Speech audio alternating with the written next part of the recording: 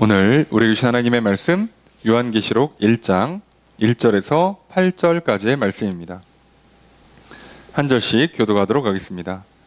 예수 그리스도의 계시라. 이는 하나님이 그에게 주사 반드시 속히 일어날 일들을 그 종들에게 보이시려고 그의 천사를 그 종 요한에게 보내어 알게 하신 것이라.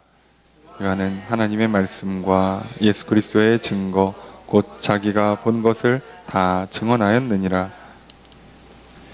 이 예언의 말씀을 읽는 자와 듣는 자와 그 가운데에 기록한 것을 지키는 자는 복이 있나니 때가 가까움이라. 요한은 아시아에 있는 7 교회에 편지하는 이제도 계시고 전에도 계셨고 장차 오실 이와 그의 보좌 앞에 있는 7 영과 또 충성된 증인으로 죽은 자들 가운데에서 먼저 나시고 땅의 임금들의 머리가 되신 예수 그리스도로 말미암아 은혜와 평강이 너희에게 있기를 원하노라. 우리를 사랑하사 그의 피로 우리 죄에서 우리를 해방하시고 그의 아버지 하나님을 위하여 우리를 나라와 제사장으로 삼으신 그에게 영광과 능력이 세세토록 있기를 원하노라. 아멘. 볼지어다 그가 구름을 타고 오시리라. 각 사람의 눈이 그를 보겠고 그를 찌른 자들도 볼 것이요 땅에 있는 모든 족속이 그로 말미암아 애곡하리니 그러하리라. 아멘. 주 하나님이 이르시되 나는 알파와 오메가라. 이제도 있고 전에도 있었고 장차 올 자요 전능한 자라 하시더라. 아멘. 자리에 앉으시기 바랍니다. 할렐루야. 거룩한 주일 주님 전에 나와 예배드리시는 성도님들을 주님의 이름으로 환영합니다. 우리 옆에 있는 분들과 사랑의 구절 나누겠습니다. 인사합시다. 사랑합니다. 축복합니다. 이 시간 주 앞에 나와 예배드리시는 성도님들에게 주님의 크신 은혜가 함께 있기를 주의 이름으로 축복합니다. 우리가 지난 2달 정도 구약 성경의 룻기 말씀을 살펴보았습니다. 우리는 룻기 말씀을 통해서 착하고 효녀와 같은 며느리 룻이 복을 받은 이야기가 아니라 말씀을 드렸습니다. 룻기는 한 믿음의 여인이 또 한 믿음의 남자가, 그래서 한 믿음의 가정과 가문이 어떻게 이루어지고 그 믿음의 사람들이 그 절망적인 상황, 그 힘들고 어려운 본인들의 삶의 문제 앞에서 어떻게 구원을 받고 결국은 복을 받고 승리하고 행복하고 평안한 삶을 누리는가에 관한 이야기라고 말씀드렸습니다. 그래서 결국 성경의 모든 책들이 그러하듯이 룻기 또한 믿음의 책입니다. 저희가 이제 모든 예배 시간마다 구약 신약을 이렇게 번갈아 가면서 말씀을 살펴보고 있습니다. 룻기가 짧다 보니까 금방 끝나고 신약으로 넘어와서 어떤 신학 성경 책을 본문으로 삼을까를 고민하다가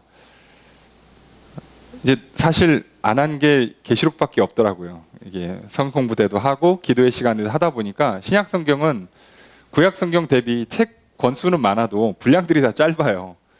그래서 벌써 신약 성경 거의 다 한 번씩은, 제 기준에서는, 제 입장에서 한 번씩은 다 했더라고요.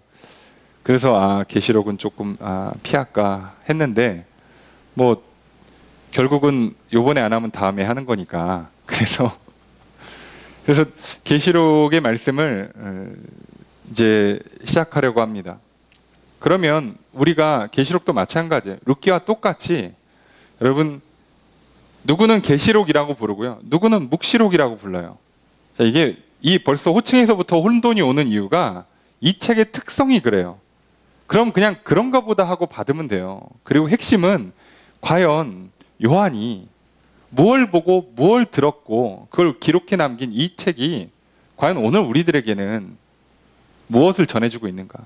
결국 그 메시지의 핵심은 하나님이 어떠한 분인가, 결국 현재 과거에 어떤 일이 있었으며 현재 어떤 일이 진행되고 있고 장차 앞으로 어떤 유형의 일들이 일어날 것인가를 보여주면서 결국 하나님께서 계시록의 결론에도 해당하는 것처럼 끝까지 믿음을 지키는 자, 이기는 자는 영생을 얻는 거예요. 이게 핵심 메시지입니다. 결국은 믿음을 지키라는 얘기고 믿으라는 얘기예요. 그래서 결국 계시록도 그 얘기를 하는데 왜 그럼 계시록이 그동안 이렇게 다들 부담스럽고 읽으면 못 알아듣느냐?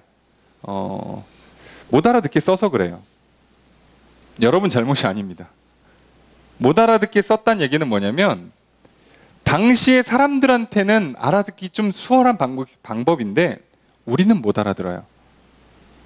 무슨 얘기냐면 만약에 저와 여러분들이 이 시대에 가장 유행하는 최신의 어떤 유행어들 또는 뭐 압축한 말, 신조어 이런 걸 섞어서 요즘 사람들이 많이 보고 있는 어떤 장면, 유명한 영화나 유명한 드라마의 장면을 빗대서 글을 한번 써본다고 생각해 보세요. 여러분 20년, 30년만 지나도요 무슨 내용인지 못 알아듣습니다. 근데 그 당대 사람들은요 마치 요즘 뭐 무슨 드라마나 영화가 유행하는지 모르겠지만 그 장면에 있는 내용을 최신 뭐 압축어, 뭐 요약어, 은어를 섞어서 막 설명하면 당대 그 드라마를 보면서 뭐 인터넷 용어나 뭐 젊은이들의 용어에 익숙한 사람들은요 이해가 쏙쏙 됩니다. 심지어 내용이 머릿속에 막 그림이 그려질 거예요. 근데 그 드라마, 영화를 모르고 그 신조어나 압축어들을 모르는 사람들은요 하나도 못 알아듣습니다. 그래서 이 사람들은 어떻게 해야 되냐면 이제 설명을 들어야 돼요. 그게 어떤 영화를 베이스로 지금 설명을 해주고 있는 건가, 어떤 드라마의 어떤 장면을 지금 근거로 해서 이런 얘기를 하는 건가, 이 단어가 무슨 뜻으로 쓰고 있는 건가 알아야 돼요. 그러면 이해할 수 있어요. 우리도 똑같습니다. 2000년 전에 요한이 섬에 갇혀서 유배를 당합니다. 그가 자신이 끝까지 살아남은 사도거든요. 모든 예수님의 직계 제자들이요 일찍 순교를 당하거나 죽음을 맞이합니다.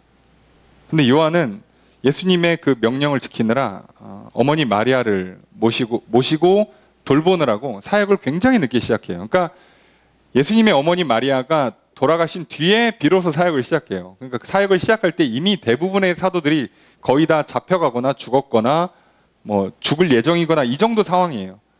그런데 요한이 그 하나님 예수님의 그 사랑을 받은 사람으로서 굉장히 그 많은 은사들이나 메시지가 굉장히 독특하게 적용이 돼요. 오랫동안 묵상한 결과도 있고 그러다 보니까 이미 요한복음 쓰기 전에 이미 마태, 마가, 누가복음 나온 상태고요. 그러니까 요한은 똑같이 쓸 필요가 없는 거예요. 그래서 다르게 써요. 이런 식으로 나오고 요한이 요한 1서, 2서, 3서를 쓰는 걸 보면 바울의 서신이나 베드로가 쓴 서신들에 비하면 확실히 관점 자체가 달라요. 왜요? 안 다뤄준 걸 다뤄줘야 되니까. 그래서 요한은 요한대로 이 사역을 잘 이어가고 훌륭한 사역을 합니다. 그런데 역시나 잡히죠. 그래서 이제 순교를 당해야죠. 감옥에서 죽든가. 원래는 뭐 전승에 의하면 참수형이 떨어져요. 그래서 목을 치기 위해서 칼을 댔는데 안 들어갔다라는 전설이 있어요. 그래서 무서워서 사람들이 야 이걸 죽이느니 섬에다 가두자. 그래서 반모섬에 가둬요. 그래서 이제 요한이 거기서 이제 기도하면서 환상을 보고 말씀을 듣고 교회의 상황들, 소식들을 들으면서 그들에게 편지를 보내줘요. 그게 이제 요한 1, 2, 3서와 계시록이 되는데요.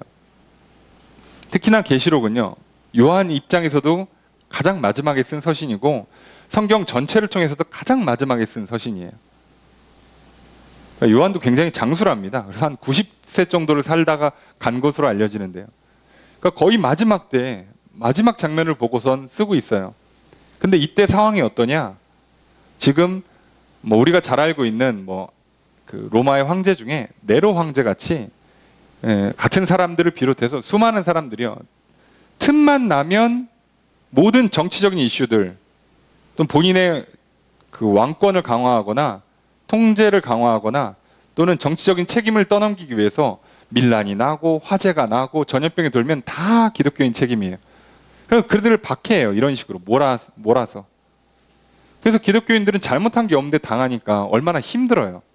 그래서 이 사람들이 신앙이 믿음이 약해지는 현상이 일어나거나 또는 겁을 먹고 믿음을 버려요. 그들을 향해서 요한 입장에서는 하나님의 말씀을 전해줘야 돼요. 자, 그런데 요한은 하나님께 직접 본 환상이 있고 듣는 말씀이 있어요.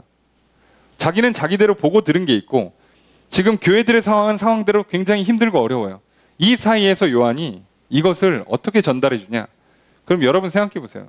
유배당하고 있는 사람이 있는 그대로 글을 쓰면 이 편지가 전달이 되겠습니까? 상식적으로. 전달이 안 되죠. 검열당한다고요. 그래서 못 알아듣게 써야 돼요. 그래서 우리도 알고 있지만 뭐 이렇게 조선시대에 소설들이 있잖아요. 뭐 홍길동전 같은 거. 그런 그 사회의 어떤 부조리들을 말하고 싶은데 소설을 너무 재밌게 써가지고 우리는 소설 내용에 너무 이렇게 사람들이 너무 즐겨 읽는 거예요. 근데 읽다 보면 아 참 그 왕권의 폐해 또는 그 양반 제도의 폐해들이 막 느껴지잖아요. 알게 되죠. 자연스럽게 말하지 않아도. 자, 이게 이제 문학의 특성이에요. 메시지를 대놓고 드러내지 않는 게 문학의 특성이죠. 그러니까 좋은 소설이라는 건 내용 자체도 흥미진진하고 재미있고 잘 읽혀야 되지만 거기에 작가가 하고 싶은 말이 잘 전달돼야 돼요. 그게 좋은 소설이죠. 그래서 보통 우리가 고전 문학이라고 옛날부터 오랫동안 읽히는 책들은요, 책 내용도 굉장히 재미있을 뿐더러 그 내용에 전하고 싶은 메시지를 정확히 전달이 돼요. 그게 좋은 책이죠. 그런데 오늘 왜 이 계시록은 어렵게 들리냐? 이게 굉장히 고난이도로 작업이 돼 있어요. 그러니까 오늘 우리가 본문을 보시면서 알겠지만 이 안에 세 가지 내용을 담아요. 묵시, 얘는 그냥 소설이라고 이해하시면 돼요. 묵시는 약간 그 미래지향적인 소설 정도로 이해하시면 됩니다. 그리고 예언은 미래를 실제로 보여주는 거예요. 이거는 사실, 미래의 장래에 일어날 일인데 사실이에요. 묵시는 소설로 쓰는 거고. 그러니까 일어날 일인데 등장인물이나 어떤 상황들은 그 허구라고요. 허구. 소설처럼 만든 거고 내용은 사실이에요. 장래에 전쟁이 나는데 뭐 어느 나라가 전쟁을 일으킨다. 이건 가짜예요. 근데 전쟁은 나. 이렇게 하는 게 소설이죠. 이게 묵시입니다. 하나님 말씀을 맞는 말을 전하긴 전하는데 직접 안 전하고 약간 허구를 입히면 묵시가 되고요. 그리고 직접 그대로 전달하면 예언의 메시지가 되고요. 그리고 본인이 말씀을 받아다가 교회들에게 직접 전달하면 서신이 돼요. 편지가 되죠. 그러니까 바울도 편지를 쓸 때 자기 할 말도 쓰고 자기가 하나님께 들었던 말 그대로 쓰기도 하죠. 서신이죠. 이렇게 되면. 이 세 가지가 섞여 있어요. 계시록은. 읽다 보면 구분이 안 됩니다. 자, 여러분 구분하시면 대단히 훌륭하십니다. 왜냐면요. 학자들도 지금도 이거 갖고 맨날 연구하고 싸우고 있거든요. 그 정도로 어려워요. 왜냐하면 이걸 2000년 전에 우리가 연구를 시작했으면 쉬웠을 텐데 2000년 묵혀놓고 연구를 하면 어려워요. 여러분이 한번 생각해 보세요. 여러분들이 혹시라도 초등학교 때 일기를 한 여러분들이 나이 30, 40, 50쯤 됐을 때 한번 읽어보세요. 장면이 떠오를까요? 내가 이때 이 말을 왜 썼지? 기억이 안 나요. 여러분 사진을 한번 보세요. 다 장면이 떠오릅니까? 그때 보니까 내가 울고 있어. 내가 이때 왜 울었지? 안 떠올라요. 그럼 거기 뒤에 막 써놔야 돼요. 뭐 사탕을 뺏겨서 울고 있는 장면 이렇게 써놔야지 이해가 되는데 그게 없는데 사진을 보고 보니까 이게 나고 옆에 있는 사람은 뭐 형이고 오빠고 누나고 언니인데 나는 왜 울고 있지? 그럼 그때부터 뭐 물어봐야 되고 다른 사진을 또 찾아봐야 되고 그러니까 어려워져요. 장면 자체는 쉽죠. 그냥 애가 하나 울고 있다. 끝. 근데 이 내용을 파악하려면 굉장히 어려워요. 그래서 계시록도요. 내용 자체는 사실 안 어렵습니다. 내용은 어려운 말이 아니에요. 그냥 한글 읽듯이 읽으시면요. 그런가 보다 하고 쉬워요. 이게 무슨 뜻이지? 그럼 이때부터 어려워요. 이게 과연 서신이냐? 예언이냐? 묵시냐도 구분이 잘 안 되고요. 이게 무슨 말이냐? 몰라요. 그럼 이게 과거 얘기라는 거냐? 현재 얘기라는 거냐? 미래 얘기라는 거냐? 이것도 구분이 잘 안 가요. 그래서 어렵습니다. 그럼 왜 이렇게 썼냐? 아까도 얘기했죠. 못 알아듣게 써야 그 당시에 요한을 감시하거나 또는 핍박하는 사람들의 눈은 피하고 이걸 읽는 사람들은 오히려 더 생생하게 읽을 수 있어요. 그래서 계시록을 잘 읽으시려면 셋 중에 하나라고 찍어서 읽으시면 안 돼요. 이거는 편지야. 요한이 섬에서 교회들한테 보내준 편지야. 라고 읽으시면 틀려요. 한 3분의 1에서 한 4분의 1 정도만 맞고 나머지 다 틀려요. 그러니까 그 틀린 부분 때문에 어려워지고 또는 굉장한 오해가 생기죠. 자, 여기서 이단이 시작되는 거예요. 이건 예언의 말씀이야. 그래서 전부 다 장래일을 예언하는 거야. 자, 이래도 틀려요. 그리고 이거는 묵시야. 사실상 다 소설이야. 과거 또는 현재 일어나고 있는 일들을 빗대기 위해 소설이야. 여기서 용은 황제를 상징하는 거야. 666은 그 황제가 갖고 있는 뭐 동전의 그 표시를 따지면 666이 맞아. 맞아요, 실제로. 근데 그것만 얘기하는 게 아니라니까요. 이해가 되시죠? 등장인물, 현재 등장하는 영화의 인물을 그대로 내가 갖다 썼어. 마치 영화배우 누구누구처럼 그러지 마라. 그러면 맞는 말을 쓰고 있는. 근데 그게 핵심이 아니잖아요. 뭘 하지 말라냐를 듣는 게 핵심이죠. 그래서 계시록은요, 이거를 섞어서 읽으셔야 돼요. 그러면 가장 잘 읽는 건 뭐냐? 이렇게 계시록, 묵시록을 쓰면요, 사실은 이걸 읽는 사람들, 당대에 읽는 사람들은요, 이 장면을 읽을 때 마치 머릿속에 그림을 그리듯이 영화를 보듯이 읽었을 거예요. 그래야 가장 정확하게 읽습니다.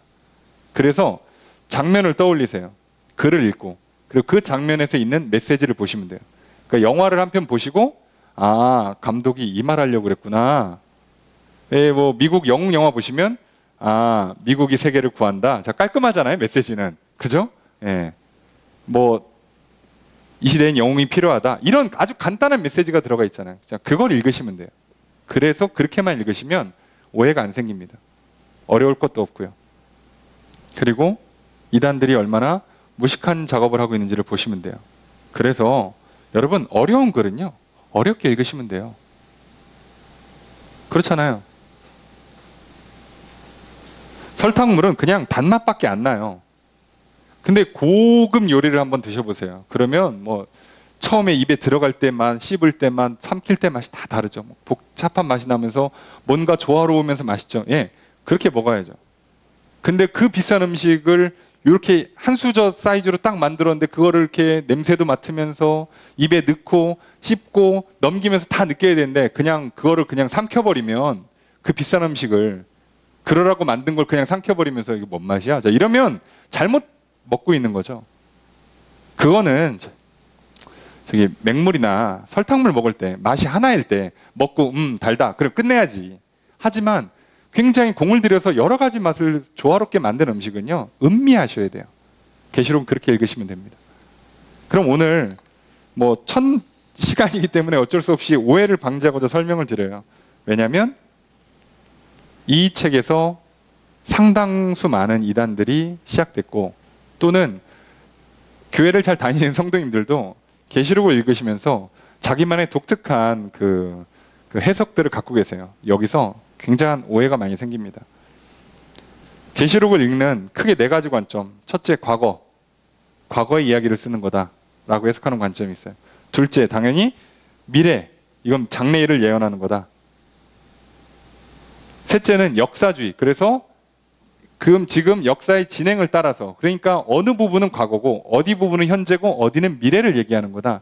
이 요한계시록은 이걸 다 다루는 거다라고 역사주의 관점에서 보는 게 있고요. 이상주의 관점이라고 그래서 이거는 영적인 입장에서, 초자연적인 입장에서 해석해야 된다. 그래서 이거는 막 영적인 세계, 막 이렇게 천사들과 사단이 막 싸우고 이게 무슨 뜻인가, 막 이런 걸 해석하는 거다. 자, 이렇게 보는 게 있는데요.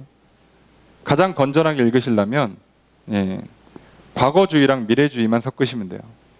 그러니까 2000년 전에 이게 무슨 뜻이고 오늘 우리한테 무슨 뜻이냐, 이 정도로만 읽으시면 가장 좋습니다. 나머지는 어차피 읽어도 옳고 그른지 해석이 안 돼요. 굳이 무리하게 읽으시지 마시고 그 정도로 읽으시면 돼요. 아까 말씀드렸습니다. 이 당시에 굉장한 핍박이 있어요. 그래서 오죽했으면 사람들이 산에, 그 석회질의 지형에 굴을 파고 들어가서 살았어요. 지하 동굴, 카타콤이라 부르죠. 거기서 살았어요. 집단을 지으면 살 정도로. 근데 더 놀라운 건 그리스도인들의 숫자가 줄지를 않아요. 그러니까 결국은 3세기에 국교로, 로마의 국교로 인정되기까지 기독교는 단 한 번 숫자가 준 적이 없어요. 놀랍게도. 그런데 이 사람들이 주로 어떻게 했다고요? 겉으로는 티 안 내고 신앙생활 했거나 아니면 도저히 견딜 수 없으면 동굴로 들어갔어요. 그런데 숫자가 줄질 않았다고요. 그럼 어떻게 그들이 이런 힘이 가능했느냐? 누군가는 그들을 위해서 끊임없이 기도해주고 격려해주고 믿음을 잃지 않도록 하나님 말씀을 전달해줘야죠. 그 작업을 요한이 한 거예요. 그러니 결국 1차적으로는 당시에 핍박받는 그리스도인들에게 주는 메시지고요. 그리고 아까 얘기했죠. 과거에는 그 메시지고 미래, 오늘 우리들에게는요. 오늘 우리들의 상황에서 또 여전히 고난과 핍박이 끊이지 않는 우리 인생, 고통과 괴로움이 끊이지 않는 우리 인생에 과연 하나님은 어떤 분이시며 어떤 약속을 주시길래 용기를 얻게 하시고 힘을 주시는가? 그래서 믿음을 잃지 않게 하시는가? 우리는 그걸 들으시면 돼요. 그래서 결국은 믿음을 가지라는 뜻이고 믿는 자가 승리한다는 뜻입니다. 그 말씀을 한 절씩 살펴보려고 그래요. 먼저 1절 말씀 다시 한번 읽겠습니다. 시작.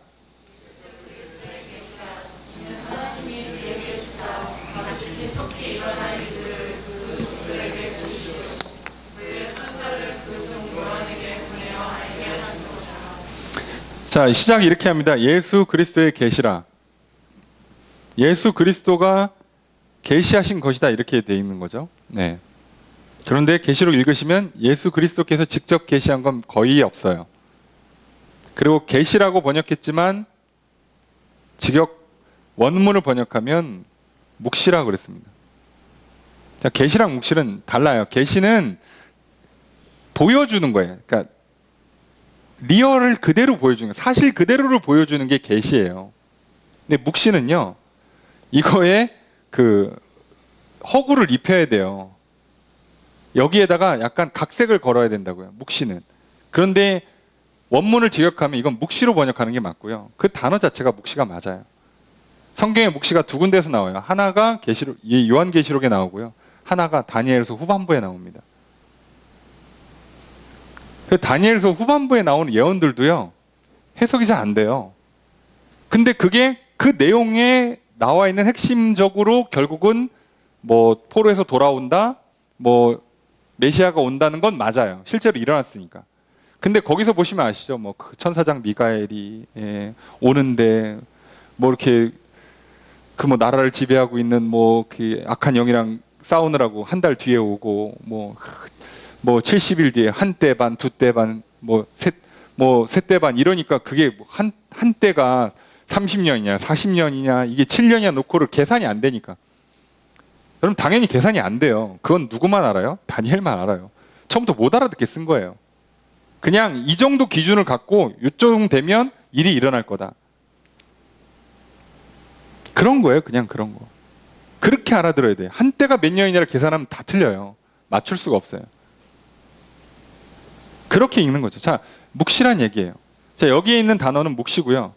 여기에 보면 뒤에 보시면 알겠지만 3절은 예언의 말씀이라고 써 있어요. 그러니까 아까도 말씀드렸잖아요. 묵시도 있고 예언도 있고 그리고 4절에 보니까 편지를 써요.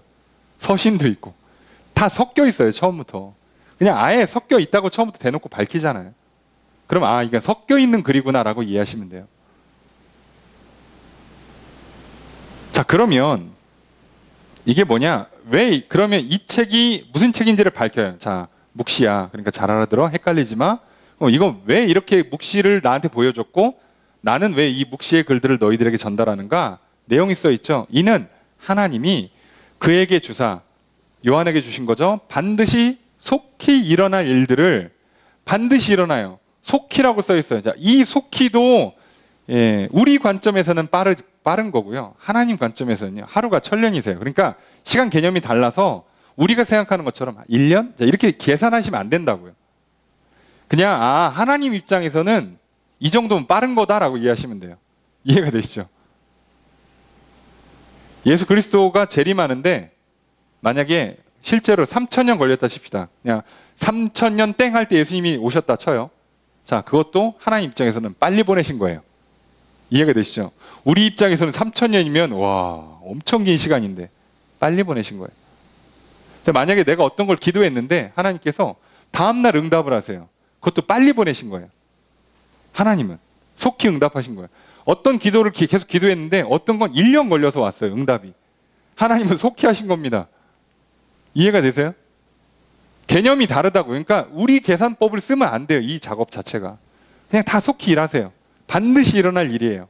이것만 기억하세요. 하나님은 빨리 일하신다. 절대 느릿느릿 일하시는 분이 아니에요. 그러니까 내가 기준에는 오래 걸리는 것 같지만 그분 입장에서는 최선을 다해서 최대한 빠르게 해서 가장 적게 만드신 일이 그때란 뜻이에요. 그리고 반드시 일어나요. 이것만 기억하시라고요. 하나님은 가장 빠른 때 가장 좋은 걸 주신다. 반드시 일을 주신다. 이거예요. 그래서 그것을 그 종들에게 보이시려고, 종들은 이제 그리스도인들을 말하는 거죠. 종들에게 보이시려고 그의 천사를, 이제 그 보여줄 천사가 와야죠. 말을 전달해줄 천사가 와서 그 종 요한에게 보내어 알게 하신 것이다. 요한 자신한테 알게 한 거다예요. 여기서 굉장히 이제 어려운 작업이 시작돼요. 여러분, 기본적으로 당대에 묵시라는 작업을 쓸 때는요, 저자 이름을 안 밝혀요. 또는 가명을 쓰게 돼 있어요. 그래야 소설이죠. 여러분 생각해 보세요. 소설을 썼는데 주인공 이름이 작가 이름을 실명을 써봐요. 그럼 소설 같은 느낌이 안 나지 않겠습니까? 누가 그렇게 써요, 소설을? 그런데 지금 묵시라고 그래놓고 자기 이름을 밝혀요. 그러니까 이거는 무슨 얘기죠? 묵시는 묵시인데 우리가 알고 있는 그런 완전 소설 묵시가 아니라 그냥 희망을 주기 위해서 뭔가 그럴듯한 그 그림을 그린 게 아니라 실제 주신 메시지를 묵시 스타일로 표현했다는 뜻이에요. 그러니까 자기 이름을 밝히는 거죠. 그러니까 우리도 약간 이런 역사적인 소설이 있잖아요. 역사적인 일이 일어났는데 디테일한 내용은 몰라. 과거에 어떤 인물이 뭘 했더라. 그걸 갖고 우리가 이제 드라마를 하나 만드는 거잖아요. 이런 방식을 쓰겠다는 거예요. 실제인데 묵시 스타일로 표현하는 거예요. 그러니까 완전 묵시가 아니에요. 그래서 그렇게 읽으셔야 돼요. 약간 그림을 그렸다.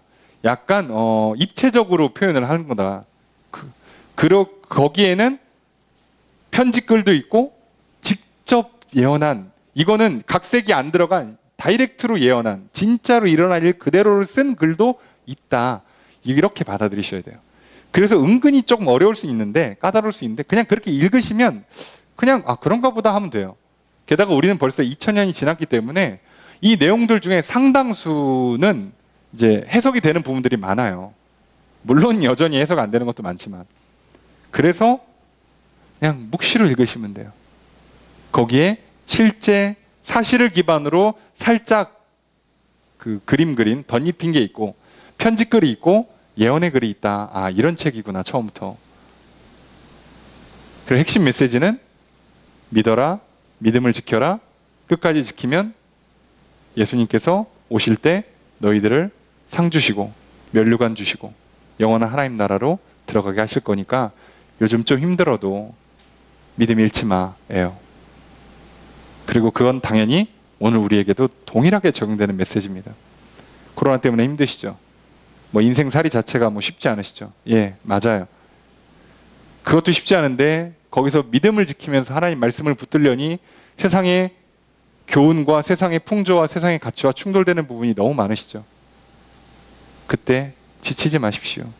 약해지지 마시고 또 믿음을 가지시고 믿음을 지키셔서 끝까지 싸워 승리하시면 하나님께서 속히 반드시 상을 주시고 복을 주실 것입니다. 그 메시지예요. 오늘 우리에게도 똑같은 메시지입니다. 자, 그래서 2절에 보니까 요한은 하나님의 말씀과 예수 그리스도의 증거 곧 자기가 본 것을 다 증언하였느니라. 그러니까 여기서 벌써 힌트가 있잖아요. 자기는 하나님 주신 말씀도 전달하고 하나님께서 증거로 보여주신 것을 다 글로 쓰고 있는 거예요. 그러니까 본 거를 쓸 때에는 살짝 이렇게 덧칠을 하는 거죠.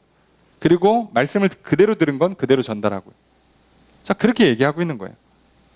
자, 그런데 오늘 말씀의 사실 핵심은 이거죠. 3절 함께 읽겠습니다. 시작.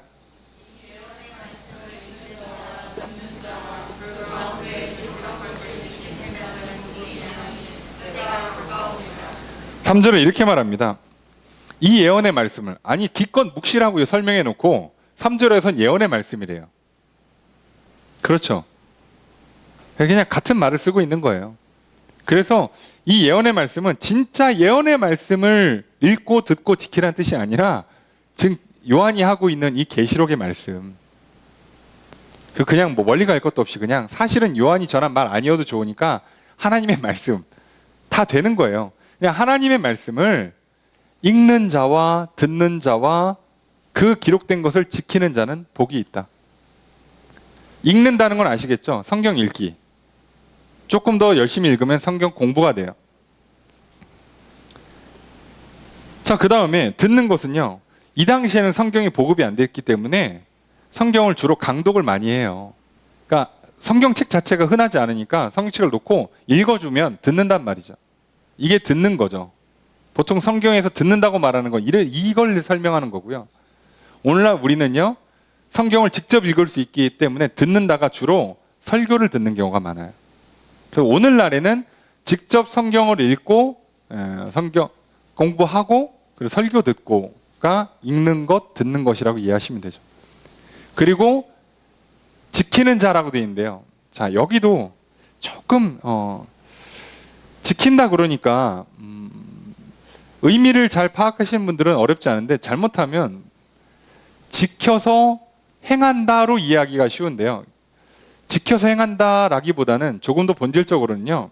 말씀을 받아들인 다음에 지킨다고, 간직한다는 뜻이에요. 말씀을 받아들여서 간직하고 있는 걸 지킨다고 표현하는 건데, 그러면 이거 우리가 어디서 이 장면을요, 이거보다 조금 더 쉽게 표현하는 게 영접한다예요. 이게 영접한다예요. 받아들인다. 자, 영접하는 것과 관련돼서 우리가 계시록에 많이 써 있는 장면 아시죠? 내가 문 밖에 서서 두드리노니 누구든지 내 음성을 듣고 문을 열면 자, 내가 들어가 그와 더불어 먹고, 자, 이게 써 있잖아요. 그러니까 우리는 자꾸 내가 여는 거에 집중하는데 그게 아니라 들어오신다고요. 이게 핵심이에요. 그 부분은 그 본문과 다시 설명드리겠습니다만, 그러니까 말씀이 들릴 때 내가 열면 들어와요. 그럼 그건 이제 나는 이제 뭐만 할 수 있는 거예요? 나는 열어주면 들어와야 되니까. 안 들어오면 못 받아요. 근데 하나님의 말씀이 읽히고 들렸을 때 마음문을 열고 받아들이면 이제부터 나는 뭐만 하면 돼요? 이 말씀이 다시 안 나가게 지켜야 돼요. 그러니까 내가 하는 일은 문 열어주는 것과 그리고 안 나가게 문을 닫는 것밖에 없어요. 실제로는 내가 뭘 하는 게 아니에요. 그러니까 말씀을 간직하는 것, 받아들이는 것이에요. 자, 그럼 그 말씀이 들어와서 간직된다는 건 뭐냐면 첫째로 당연히 기억해야죠. 그걸 기억하면 우리가 그 말씀을 기억하고 그 말씀을 성령님께서 생각나게 해주시고 그 말씀을 믿을 수 있도록 도와주시면 이제부터 어떻게 돼요? 사고가 그 말씀에 영향을 받는 거죠. 내 의지가 그 말씀을 따르게 되고요. 내 감정이 그 말씀이 좋게 받아들여져요. 그래서 말이, 행동이 변화됩니다. 이게 읽고 듣고 지킨 사람에게 나타나는 외적 현상이에요. 그러니까 지킨다는 실제로 내가 말과 행동을 바꾼다는 뜻이 아니라 지킨다까지가 내 안에서 일어나는 일이고 내 영혼 안에서 일어나는 일이고, 이게 되면 생각과 마음이 말과 행동이 따라서 움직이는 거예요. 자, 요것만 잘 구분하시면 헷갈리지 않습니다. 자, 그러면 말씀을 읽고 듣고 지키는 자가 복이 있대요. 도대체 왜 복이 있냐? 이유가 이거예요. 때가 가깝대. 자, 말씀을 읽고 듣고 지키는 게 복이 있는데 이유가 때가 가까워서 복이 있다는 거예요.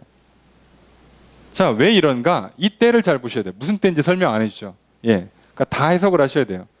당연히 1차적으로는요. 우주적 종말을 말하는 거예요. 예수 그리스도가 다시 오셔서 1차적인 창조 세계가 한번 끝을 맞이하는 거죠. 자, 그러면 왜 읽고 듣고 지키는 자, 압축해서 믿는 자는 왜 복이 있냐? 그때 구원받고 영원한 하나님 나라에서 영생을 누리니까요. 또 하나는 개인적인 종말을 말해요. 자, 아직 지구는 안 망했고, 자, 내가 먼저 죽죠. 여러분, 우리의 죽음은 늘 가까이에 있어요. 근데 게다가 이게 그때를 몰라요. 언제 죽을지, 어떻게 죽을지 몰라요. 그리고 사실 언제 죽어도 이상하지 않아요. 근데 인간은 늘 죽음이 가까이에 있죠. 찾아와요. 그런데 그때 개인이 죽음을 맞이하는 그때에도 믿는 자들은 복이 있어요. 왜요? 죽음이 끝이 아니라 영원한 생명을 시작하니까요. 영원한 안식을 누리니까요. 그러니까 그때가 가까이 있기 때문에 믿는 자는 복이 있는 거예요. 죽음의 때가 늘 가까이 있기 때문에 믿는 자는 복이 있어요. 오늘 믿어야지. 죽음의 때가 가까이 있는데 얘는 내일 올 예정인데 내가 내일 믿겠다 그러면 사실 이때부터는 구원 얻기가 힘들죠. 죽음은 내일 올 예정인데 나는 내일 모레 믿겠다 그러면 천국 가기가 어렵겠죠. 그래서 죽음의 때가 늘 항상 내 가까이에 있기 때문에 오늘 믿는 사람들이 복이 있는 거예요. 게다가 마지막으로는요, 일의 때가 있어요. 사건의 때. 모든 일이라는 건 다 때가 있죠. 일이라는 건 다 때가 있습니다. 그 일이라는 게 항상 끝이 있어요. 시간이 흘러가다 보면 일이라는 건 결론을 내게 돼 있어요. 결말을 맞이합니다.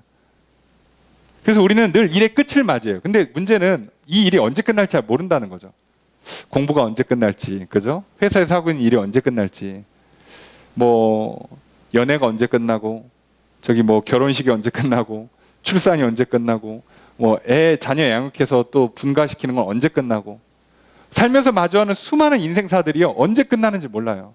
내가 어떤 일을 놓고 고민하고 있어. 어떤 일을 성취하기 위해서 열심히 노력하고 있어요. 언제 끝날지를 몰라요. 근데 문제는 끝은 언젠가 온다는 거죠, 결국은. 근데 그 끝이 언제 올지 모르지만 늘 가까이 있어요. 그래서 그 공부의 끝이, 어떤 일의 끝이, 내가 뭐 돈을 번다든가 빚을 갚는다든가 운동을 해요. 살이 언제 빠야지? 근데 어느 날 갑자기 체중계 올라가면 빠져 있어요. 할렐루야. 자, 그러니까 그때가 와요. 오긴 온단 말이죠. 성적이 오르는 때, 살이 빠지는 때, 그죠? 통장에 잔고가 막 쌓여 올라가는 때 언젠간 와요. 오는데 그때가 가까이에 있다고요. 놀랍게도. 그래서 믿는 자들은 복이 있어요. 이걸 거꾸로 하면 안 된다고요. 하나님, 이 일 끝나고 믿을게요. 이 문제 해결하고 나서 제가 믿겠습니다. 이러면요, 우리가 생각할 때는 굉장히, 아니, 저기 이 일 때문에 바빠가지고 내일 믿겠습니다. 그러면요, 문제가 돼요. 왜요? 이때가 가까워서 오늘도 일이 끝날 수가 있어요. 그리고 하나님께서 일 끝났는데도 안 믿더라? 자, 이러면 골치 아파지는 거예요. 그래서 모든 게 때가 있고 끝이 있기 때문에, 그래서 믿는 자는 복이 있어요. 여러분, 그러니까 항상 늘 지금이 가장 좋은 때입니다. 그래서 늘 지금 읽고 듣고 지키셔야 돼요. 지금 믿는 겁니다. 오늘 믿음을 갖고 이 한 주를 다시 시작하셔야 돼요.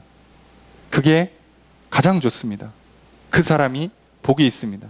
여러분, 오늘 또 하나님의 말씀을 읽고 듣고 지키고 계시니 여러분, 믿음을 갖고 계시어 살아가셔서 복이 있는 한 주의 삶을 시작하시는 저 여러분들이 되시기를 주의 이름으로 축복합니다. 그래서 이 한 주의 삶에 여러분들에게 혹시나 예수님 다시 오시더라도, 혹시나 개인의 종말을 맞이하지라도, 또는 여러분이 하고 있던 일들의 결론이 온다 할지라도 오히려 그것 때문에 승리가 있고 평안과 행복이 있고 넘치는 복과 기적을 누리는 복된 한 주, 그 가까운 때를 기쁨으로 맞이할 수 있는 한 주의 삶이 되기를 주의 이름으로 축복합니다. 4절 말씀 함께 읽겠습니다. 시작.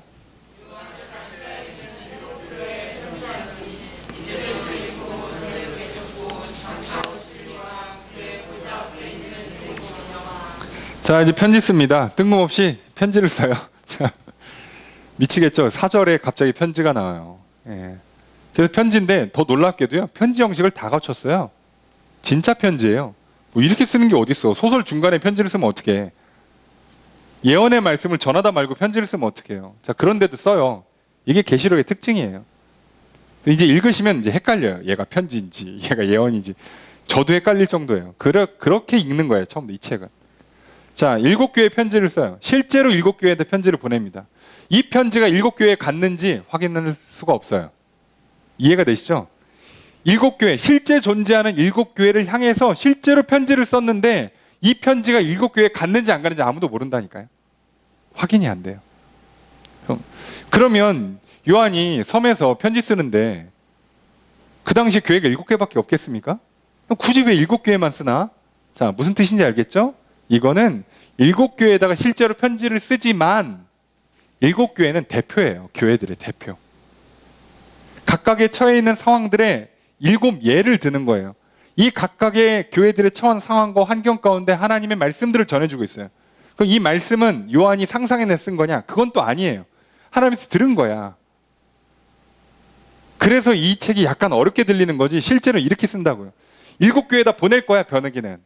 근데 7교회를 굳이 선정한 건 7이라는 상징 때문에 교회들이 처한 상황에 대표적인 7가지 예를 들어서 보내는 거예요. 실제로 편지기도 하고요. 보낼 거예요.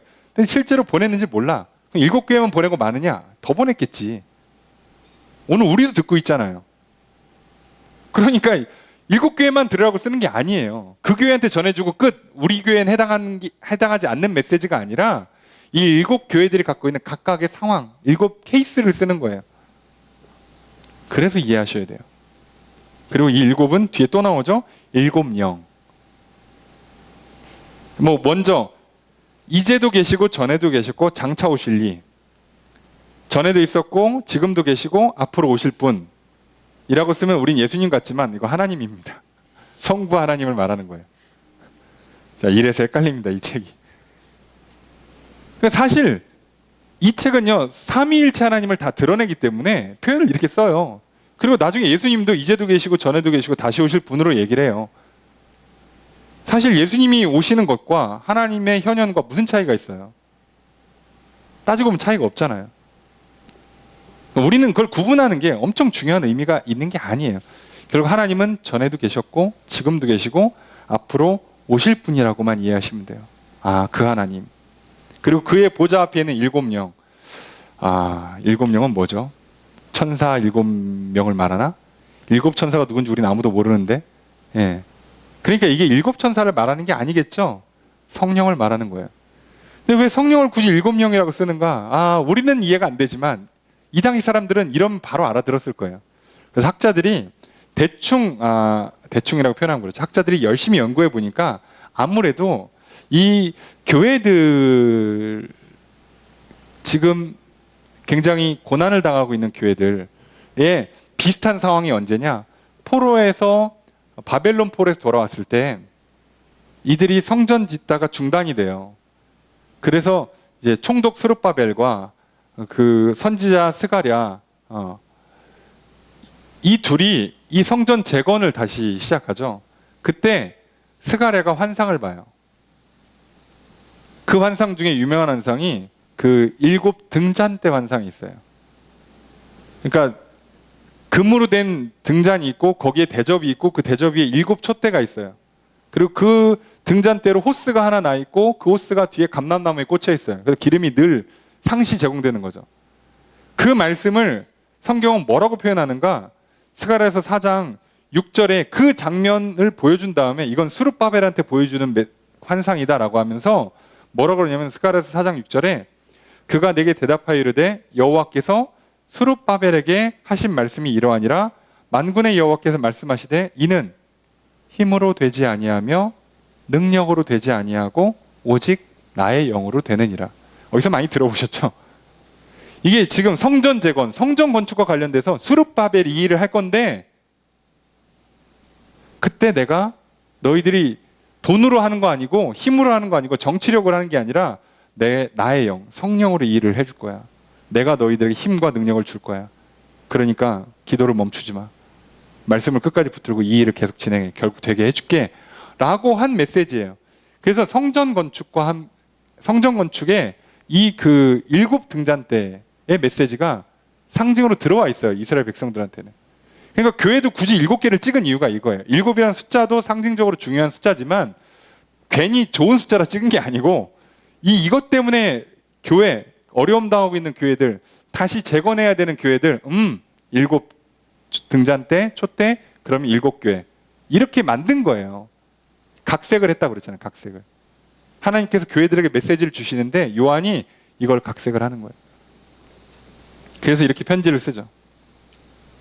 그래서 이 7 영은 성령으로 이해가 되는 거예요. 그 당시에 그 7 촛대에 이어져 있는 기름, 등불은 성령이었거든요. 자, 이렇게 하시는 거예요. 자, 5절 보면 충성된 증인으로 죽은 자 가운데서 먼저 나시고 머리가 되신 예수 그리스도. 예수 그리스도에 대한 설명이에요. 자, 충성된 증인.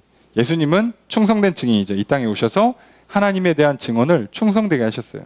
하나님의 사랑을 충성되이 보여주셨어요. 죽은 자들 가운데서 먼저 나셨어요. 죽은 자들 중에 첫 번째 부활의 열매가 되셨죠. 예. 그 다음에 땅의 임금들의 머리가 되셨어요.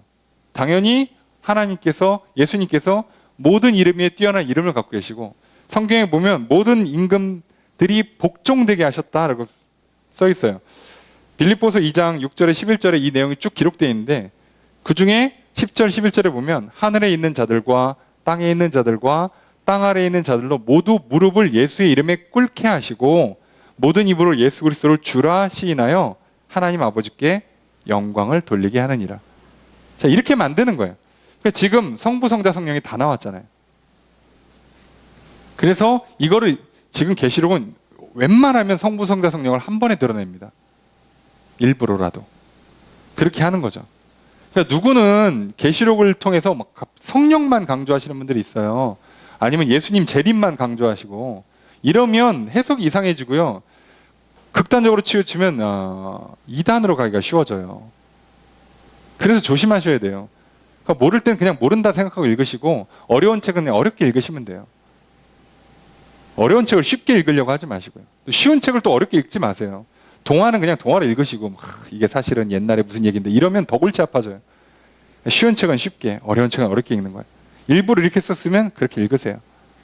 그러면서 은혜와 평강이 너에게 있기를 원하노라. 이거 편지 인사말이잖아요. 전형적인 인사말.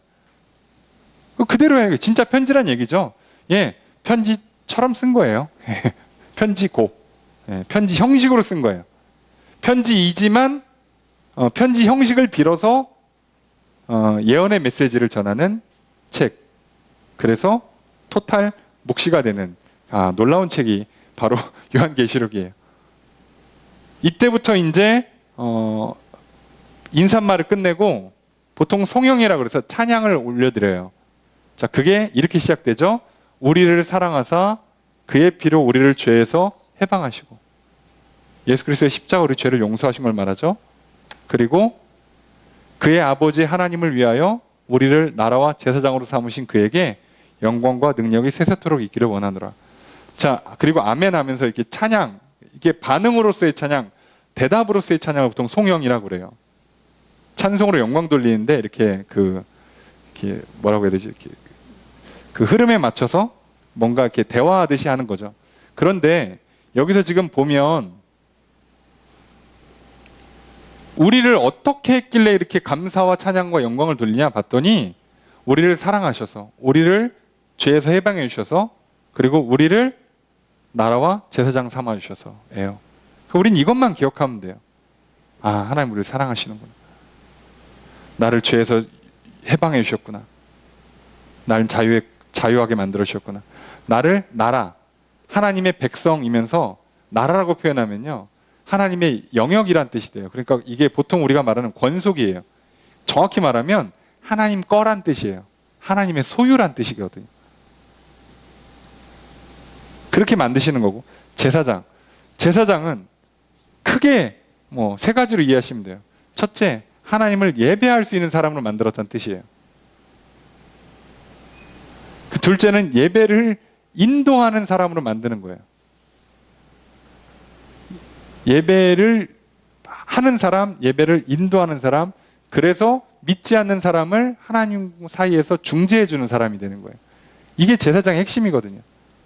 오늘 우리가 이제 이 말씀 어디서 많이 들어봤잖아요. 이게 베드로전서 2장 9절 말씀과 똑같은데, 그러나 너희는 택하신 족속이요 왕 같은 제사장들이요 거룩한 나라요 그의 소유가 된 백성이니 라고 돼 있죠.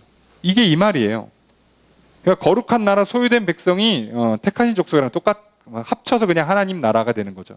하나님 자녀, 하나님 백성이 되는 거죠. 그리고 왕 같은 제사장들이 되는 거죠.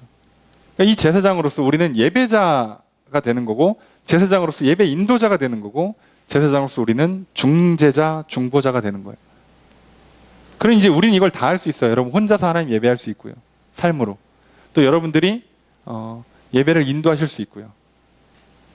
그리고 믿지 않는 자들을 하나님께로 인도해 줄 수가 있는 거예요. 과거엔 이게 제사장밖에 안 됐어요.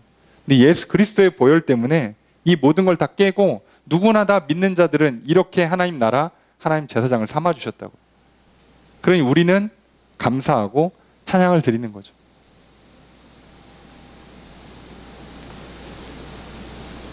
자, 7절 말씀 함께 읽겠습니다. 시작.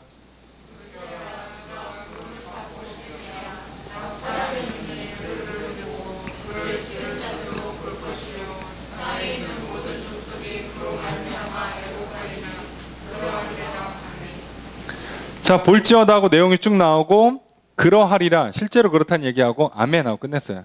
맞습니다, 옳습니다 하고 끝냈는데, 자, 볼지어다 하고 나온 내용이 뭐냐? 그가 구름 타고 오실 것이다. 자, 구름 타고 오신대요. 아, 구름 타고. 왜 구름 타고 오시지? 말 타고 오셔도 되고, 다른 걸로 오셔도 되고, 갑자기 이렇게 짜잔 하고 나타나셔도 되고, 예, 물 위를 걸어오셔도 되는데 왜 구름 타실까? 이유는 여러 가지가 있어요. 이 구름이 갖고 있는 이미지가 그 당시 신의 현현 이미지랑 그대로 겹쳐요. 모세가 시내산에서 십계명과 율법과 성전 설계도를 받을 때 산이 구름으로 덮여 있었거든요. 출애굽할 때 하나님께서 낮에 구름 기둥으로 임재하셨거든요. 자, 이런 내용들이요, 구름에 관련된 그 이미지가 복음서에도 나오고, 그죠? 예수님께서 변화산 올라가실 때 구름으로 둘러찼단 말이에요. 그러면 다니엘서도 나오고, 이게 다 나와요. 근데 이제 결정적으로는 사도행전 1장 9절에 11절에 보면 예수님께서 이제 하늘 올라가실 때 이 말씀을 마치시고 그들이 보는데 올려져 가시니 구름이 그를 가리어 보이지 않게 하더라. 그러니까 구름 타고 올라가신 게 아니에요. 근데 구름에 가려졌죠. 그랬는데 올라가실 때 제자들이 자세히 하늘을 쳐다보고 있는데 흰 옷 입은 두 사람이 그들 곁에 서서, 천사들이 이제 얘기하는 거죠. 11절에 이르시되 갈릴리 사람들아 어찌하여 서서 하늘을 쳐다보느냐? 너희 가운데에서 하늘로 올려지신 이 예수는 하늘로 가심을 본 그대로 오시리라 하였느니라. 그러니까 올라간 거 그대로 오니까 구름 깔아놓고 뚫고 내려오셔야 되는 거예요, 이제는. 그래서 구름 타고 오신다라는 표현을 쓰면 알아들어요. 신의 현현 이미지, 그리고 올라간 거 그대로 내려오신다는 것. 자, 그런데 이게 잘 해석하셔야 되는 게, 그럼 실제로 구름 타고 오시냐? 이게 그렇게 이해하시면 좀 어려워. 왜냐하면 각 사람의 눈이 그를 보겠고라고 돼 있는 데서부터 걸려요. 만약에 우리나라 서울에 예수님 구름 타고 오시면요, 저기 부산만 가도 안 보여요. 뭐 다른 나라 갈 것도 없어요. 대전에서도 안 보여요. 안 보인다고요. 근데 뭐라고 써 있어요? 다 본대요. 각 사람의 눈이 그를 보겠고 그를 찌른 사람들도 보겠다. 다 볼 수 있다는 거, 다. 그러니까 다 보려면 구름 타고 오시면 안 돼요. 그런 장면으로 오는 게 아니라 이때부터는 장면이 바뀔 거예요. 우리가 이해할 수 없는 장면이 연출될 거란 말이죠. 그러니까 뭐 구름 타고 오셨다, 뭐 산에서 구름 껴있는데 뭐 사진 찍어놓고 내가 이 시대에 뭐 예수, 재림 예수다 하시는, 뭐 가끔 이제 이상하신 분들은 흰색 말 타놓고 내가 재림 예수다 그러고, 구름 낀 사진에서 내가 예수다 그러고, 뭐 이상한 분들 많아요. 근데 거기에 또 속는 사람들이 왜 많냐? 이걸 너무 극단적으로 읽으셔서 그래요. 그러시면 안 된다고 말씀드리는 거예요. 그리고 그때는요, 땅에 있는 모든 족속이 애곡할 거예요. 왜요? 끝났죠. 그래서 그걸 보고 있는 사람, 그때 예수님을 찔렀던 사람들은 다 슬피 울게 될 거예요. 하지만 읽고 듣고 지키는 자, 믿는 자들은요, 이때 울지 않고 도리어 기뻐하겠죠. 이게 차이예요. 비록 오히려 예수님 오시기 전에 슬프고 애통하고 괴로움 당할지언정 예수님 오실 때 우리는 기뻐할 거라고요. 하지만 믿지 않는 자들은요, 오히려 세상 살아가는 동안에는 떵떵거리고 웃거나 큰 소리 칠 수 있을지 모르지만 예수님 오시면 끝이에요. 그들은 개인의 종말 맞이할 때도 역시나 슬프고요. 모든 일이 끝났을 때도 허무해지죠. 끝까지 다 올라갔어. 이제 내려올 일만 남아서 허무하죠. 기쁨으로 은퇴하는 사람이 어디 있겠어요. 이제 내 능력은 다 끝났고 내 젊음 청춘은 다 끝났구나. 그런데 믿는 자들은요, 그게 끝이 아니기 때문에 기뻐요. 죽음도 끝이 아니요, 일의 끝도 이제 모든 걸 내려놓고 쉬고 허무함을 맞이하는 것도 아니기 때문에 기뻐요. 그 놀라운 기쁨이 있는 거예요. 자, 이 메시지를 계속 전달되고 있어요. 마지막으로 8절 읽습니다. 시작.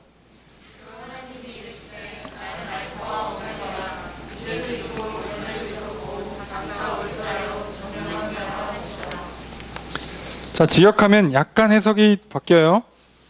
지금도 계셨고 전에도 계시고 앞으로 오실 전능하신 주 하나님이, 자, 그래서 아까 이걸 하나님으로 해석한다고 그랬죠. 주 하나님이 뭐라고 말씀하시냐? 나는 알파요 오메가라고 말씀하신다예요. 이게 직역이거든요. 그러니까 이게 지금 하나님의 선포예요. 성경에서 나는 뭐뭐이다. 이건 예수님이 쓰시는 주로 표현인데, 나는 포도나무요. 예. 나는 선한 목자. 이렇게 나는 뭐뭐이다라는 표현을 쓰는데, 지금 하나님께서 나는 뭐뭐이다라고 하면서 자기를 밝히시는데, 나는 알파요 오메가다라고 해요. 시작과 끝이란 얘기죠. 자, 그러니까 여기서 우리는 아주 간단한 걸 깨달을 수 있어요. 하나님은 항상 계셔요.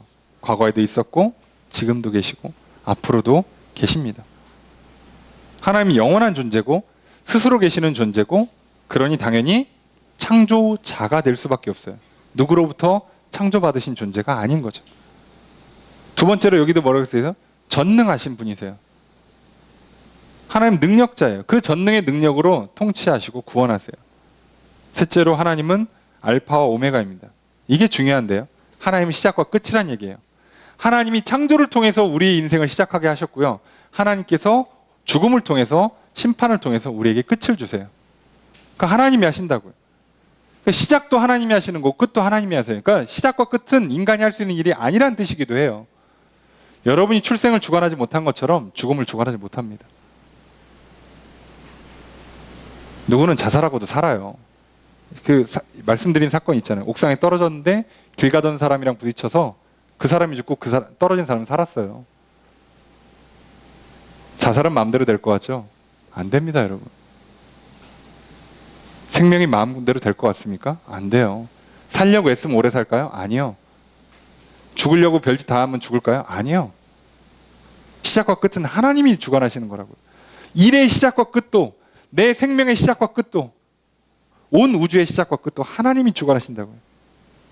그래서 우리는 그 시작을 기뻐하는 거고 그 끝에도 기뻐할 수 있는 은혜를 누려요.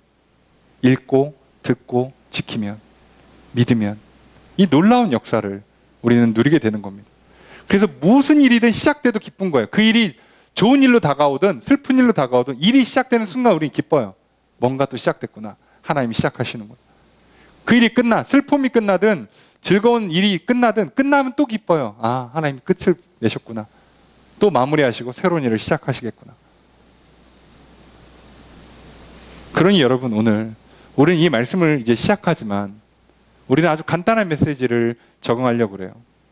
이때나 지금이나 그리스도인들의 삶에는 늘 어려움이 있습니다. 물론 믿지 않는 사람도 어렵습니다. 하지만 믿기 때문에 더 어려운 부분이 있어요.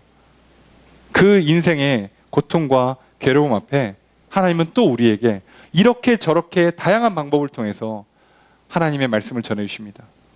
그래서 그 말씀을 읽으라고, 들으라고, 그 말씀을 간직하라고 하십니다. 그래서 또 믿으라고 하시고 그 믿음을 지키라 하십니다. 그러면 하나님께서 우리를 사랑하시고 하나님께서 우리를 구원해 주시고 하나님께서 전능의 능력으로 다스려 주시고 하나님께서 무언가를 시작하실 것이며 끝을 내주실 것입니다.